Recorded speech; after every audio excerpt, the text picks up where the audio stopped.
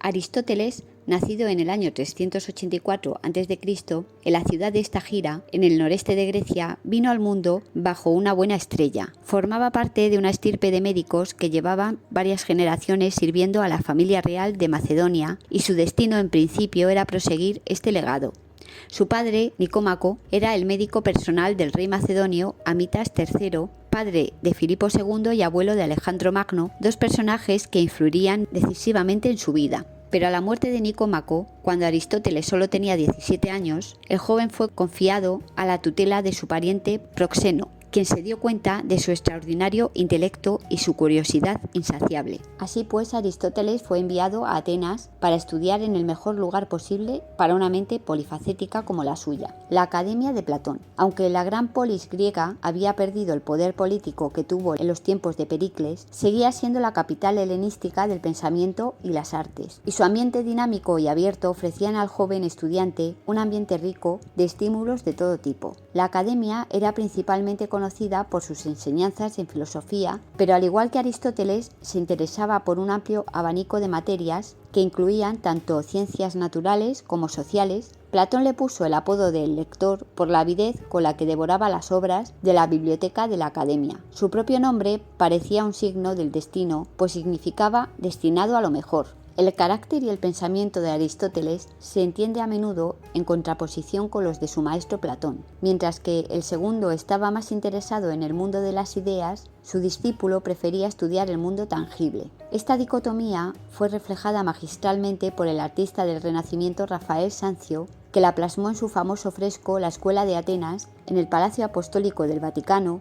En el centro de la obra aparece Platón y Aristóteles señalando respectivamente hacia el cielo y la tierra. Platón era un pensador idealista para quien el mundo de los hombres era solo un pálido y corrupto reflejo de un mundo superior y perfecto. Aristóteles se caracterizaba por su pragmatismo, prefería estudiar el mundo que podía ver, tocar y entender. Aunque se le recuerde como filósofo, dedicó gran parte de su estudio a la biología, la botánica y la medicina, e incluso en el ámbito de las ciencias sociales era muy práctico. Su estudio de la política y la historia se seguía por los principios de Tucídides, quien concibe el mundo en base a una lógica de causa-efecto, que nada tiene que ver con la voluntad divina o con una justicia superior. Esta visión influiría de forma determinante en su pensamiento y en sus elecciones vitales, como la de convertirse en maestro de Alejandro Magno. A pesar de la marcada oposición entre sus visiones del mundo y de las críticas de Aristóteles al pensamiento platónico, en casi todas sus facetas, el viejo maestro lo consideraba su mejor discípulo y, en sus propias palabras, la mente de la escuela. De este modo, tras 20 años en la academia, primero como estudiante y luego como maestro, habría sido el sucesor natural de Platón cuando éste murió. Sin embargo, Aristóteles era un meteco, lo que significa un extranjero, no un ciudadano de la polis, y según la ley ateniense, eso le prohíbe dirigir las instituciones. La sucesión recayó en Espeusipo, sobrino de Platón, y Aristóteles aceptó la invitación de Hermias, amigo y antiguo compañero de la academia, ahora convertido en tirano, de la ciudad de Atarneo, en Asia Menor, en la costa oeste actual de Turquía. Aristóteles permaneció en Asia durante 3 años y llegó a abrir su propia academia en la ciudad de Asos, donde se casó con su primera esposa, Pitias, la sobrina de Hermias, con quien tuvo una hija. Pero su estancia terminó bruscamente cuando su protector fue asesinado y tuvo que huir a Mitilene, en la isla de Lesbos, donde continuó con su escuela. Sin embargo, al poco recibió el mayor encargo de su vida. El rey Filipo II de Macedonia, recordando al hijo del médico que había asistido a su padre y conocer su fama, le ofreció formar parte del círculo de preceptores de su hijo Alejandro, al que estaba educando para convertirse en su sucesor. Para el príncipe macedonio, el maestro griego fue posiblemente la persona más influyente de su vida. De él aprendió las gestas de los héroes homéricos, con una especial devoción por Aquiles y el interés por el ancho mundo que se extendía más allá de los confines de Grecia, a cuyos límites se propuso llegar. Estimuló en él curiosidad y le enseñó las cualidades de un gobernante que quisiera ser recordado para siempre. Aristóteles le mostró el camino para llegar a ser más que Alejandro III de Macedonia y convertirse en una leyenda inmortal llamada Megas Alexandros Alejandro Magno, el conquistador que en menos de 10 años lograría lo inimaginable: conquistar el inmenso imperio persa.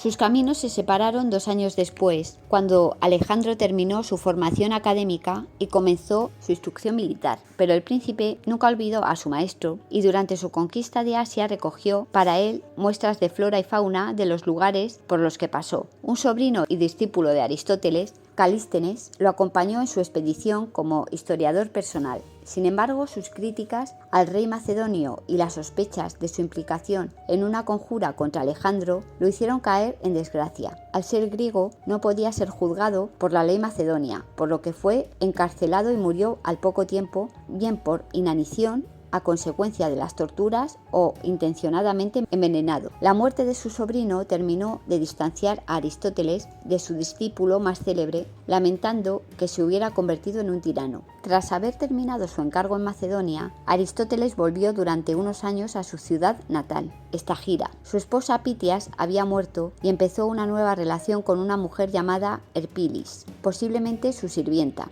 No está documentado si llegaron a casarse, pero le dio un segundo hijo, Nicómaco. En el año 335 a.C. decidió volver a la ciudad donde se había formado, Atenas. Aristóteles tenía ya casi 50 años y una enorme fama a sus espaldas, lo que le permitió fundar su propia escuela.